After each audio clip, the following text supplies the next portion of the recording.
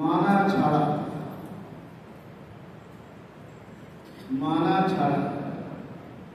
আমরা সামনে চলতে পারব না। খুঁটি আজ ঠিক করতে হবে। কাকে মানব, কিভাবে মানব, কাকে মানব, কিভাবে মানব।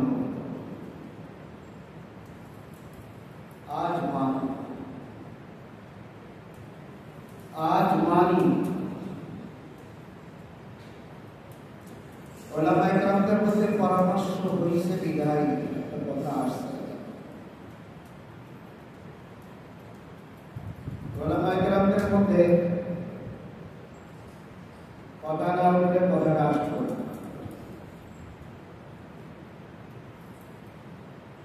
ওলামায়ে কেরামদের আলোচনা আপনাদের কথাই বলতেছি, এইটার ওজন কতটুকু।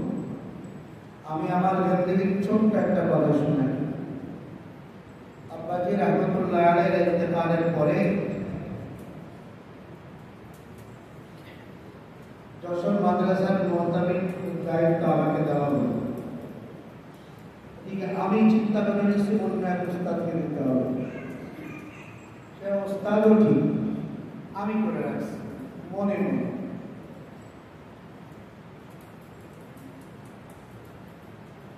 এখন আমাকে বাদ দিয়ে যশোর মাদ্রাসার উস্তাদরা বসে একটা খবর পরীক্ষা করছে, আমি জানি না। তারাও একমত হয়েছে। এরপরে আপনার জানাজার আগে যশোর মাদ্রাসায় ওলামায়ে কেরামদের একটা বৈঠক হয়। সেখানে মাদ্রাসার কমিটি ছিল। তখন ভারপ্রাপ্ত সেক্রেটারি যিনি ছিলেন উনি দাঁড়ায় বলে দিলেন, আমরা কমিটির সবাই আসি, কিন্তু আপনারা ওলামায়ে কেরাম বিশেষ করে দুজন ব্যক্তিত্ব করেছিলেন। তার মধ্যে একজন হলেন আব্বাজি রহমতুল্লাহ আলাইহির প্রথম জীবনের ছাত্র কাশিয়ানী হুজুর, আর একজন কাজী মুতাসিম বিল্লাহ সাহেব রহমতুল্লাহ আলাইহি। দুই রহমতুল্লাহ আলাইহির উপস্থিতিতে মিটিংটা হয়। সাদারাতি করছিলেন কাশিয়ানী হুজুর।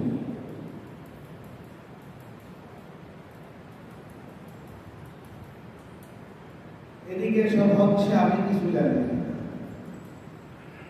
জানাজার আগে যখন কাশিয়ানী হুজুর ঘোষণা দিলেন তখন আমি শুনতেছি যে মুসিবত থেকে বাঁচার আগের থেকেই চিন্তা ছিল, মানুষ তো মারা যাবে। সেই মুসিবত ঘাড়ে আসে। এই মুসিবত ঘাড়ে থেকে নামানোর জন্য আমি ঢাকা সফর করেছি, আমি চিটাগাং সফর করেছি, আমি সিলেট সফর করেছি। মুরব্বী পর্যায়ে বাংলাদেশের ওলামায়ে কেরাম যারা ছিলেন ওই সময় ওনাদের কাছে গেছি। মাওলানা আজিজুল হক সাহেব রহমতুল্লাহ আলাইহির কাছে গেছি। এরকম আরো ওলামায়ে কেরামদের কাছে গেছি। সিলেট গেছি। সব জায়গা থেকে তারা খাইছি, কোনো জায়গা থেকে তারা খাইছি, কোনো জায়গা থেকে বুঝ পাইছি। চিটাগাং নামপুর মহতামিম হযরত মাওলানা সুলতান আহমদ নানুপুরি রহমতুল্লাহ আলাইহির কাছে গেছি। তখন একটা কথা বলছেন হযরত আমাকে কত রাগ করছে, কেন তুমি এইটা নামানোর জন্য সফর করে বেড়াচ্ছ?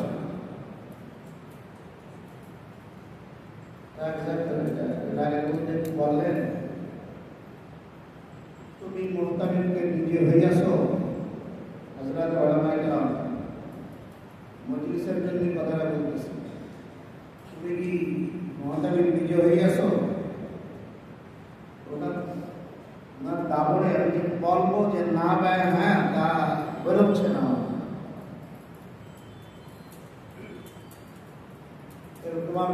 তোমার বাবা তোমাকে বানাইয়াছে? ওলামায়ে কেরাম বানাইয়াছে, ওলামায়ে কেরাম বানাইয়াছে, আল্লাহ বানাইয়াছে। এই কথাটা শোনানোর উদ্দেশ্য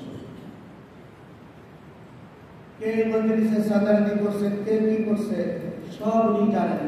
আমি মনে করছি উনি কিছুই জানেন না, কিন্তু সব উনি জানেন। তো ওলামায়ে কেরাম যখন মশওয়ারা করে কাজ করে, ওই নামপুর হুজুরের কথা আল্লাহ বানিয়েছে। তোমার দ্বারা আমার ওই কথা, যে কথাটা মাওলানা সোহেব সাহেব মুরব্বী পর্যায়ের ওলামায়ে কেরামদের মাশওয়ারায় যেটা বলছে, এটা ওলামায়ে কেরাম মুরব্বী পর্যায়ের ওলামায়ে কেরামদের মাশওয়ারা। তার মানে কোন কথাটাই বলো আল্লাহ বলছে। আমরা যদি এটা মানতে পারি, এর মধ্যেই আমাদের কল্যাণ আছে। ইনশাআল্লাহ আমরা মানতে পারবো না? ইনশাআল্লাহ। আমির একজনকে মানতে হবে, আমির একজনকে মানতে হবে। তাকায় দেখি না, তাকায় দেখি, বয়সে বলি, ইলমে বলি, নিসবতে বলি, দুই দিকে তাকাই। আল্লাহ তাআলা এই নিয়ামত, আল্লাহ তাআলা এই নিয়ামত এখনো আমাদের মধ্যে রাখছেন। এটা তো আমাদের কদর করা দরকার।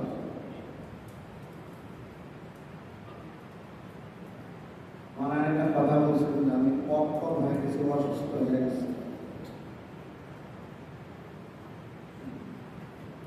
যশোর দিকে খুলনা আসছে, ওলামা জোর চলতেছে, সেখানে এসে অসুস্থ হয়ে পড়ছে। সেই অসুস্থ অবস্থায় আবার এদিকে রওনা হচ্ছে। গাড়িতে উঠলে এসি চালাইলে কিছুটা সুস্থ থাকে, আবার এখানে নামার পরে আবার বড় বড় সময় একটা মানুষ দুবার দেখতেছে। তোমার ওলামায়ে কেরাম মানতে পারবো না একজনকে? ইনশাআল্লাহ। ইনশাআল্লাহ। একজন মানুষের মুখের পরে প্রশংসা করবেন, এটা আপনারাও জানেন। এরপরে কিছু বলা যাবে না। এরপরে যেভাবে যেটা আপনারা ভালো মনে করেন, যেভাবে জিনিস করেন, সেইভাবে সব কিছু হবে। মানা কিছু না, আসল হলো মানা, আসল হলো মানা। আমি যদি মানি, একদিন আমাকে মানা হবে। আমি যদি এখন মানি, তাহলে একদিন আমাকে মানা হবে। আগে মানতে হবে, মানার মধ্যেই কামিয়াবি, মানার মধ্যেই কামিয়াবি। আল্লাহর ভয় দিলে রাখি, জবানকে ঠিক রাখি, আল্লাহ আমার সব কিছু দুরুস্ত করে দেবেন। يصلح لكم أعمالكم ويغفر لكم। আল্লাহ সব কিছু এরকাল দুরুস্ত করে দিবেন, পরকাল দুরুস্ত করে দিবেন। আল্লাহ আমাদেরকে তাওফিক দান করুন।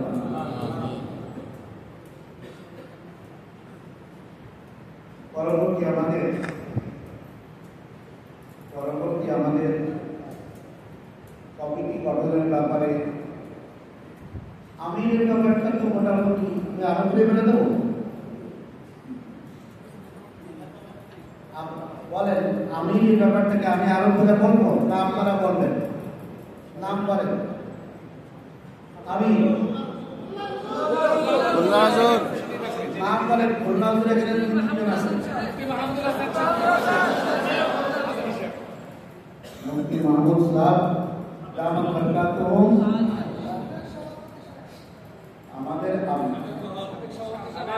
আমাদের আমরা পরিবর্তন চাই না, যা আছে আমরা তাই চাই। আমাদের আমরা যা আগে তাই চাই, সভাপতি এবং পরিবর্তনশীল। এখন আমরা আমির হিসেবে ওনাকে চাইলাম, এরপরে এই পদটা পরিবর্তন হবে না। সভাপতি বা সেক্রেটারি, অন্যান্য যে পদ আছে, এগুলি কাজের সুবিধার্থে পরিবর্তন হতে পারে, কিন্তু আমির পরিবর্তন হবে না ইনশাআল্লাহ। তাহলে আমাদের কারা কারা? মাহমুদুল হাসান সাহেব আমাদের আমির, দেখবা একমত আছে হাত উঠাই সবাই। আল্লাহ আল্লাহ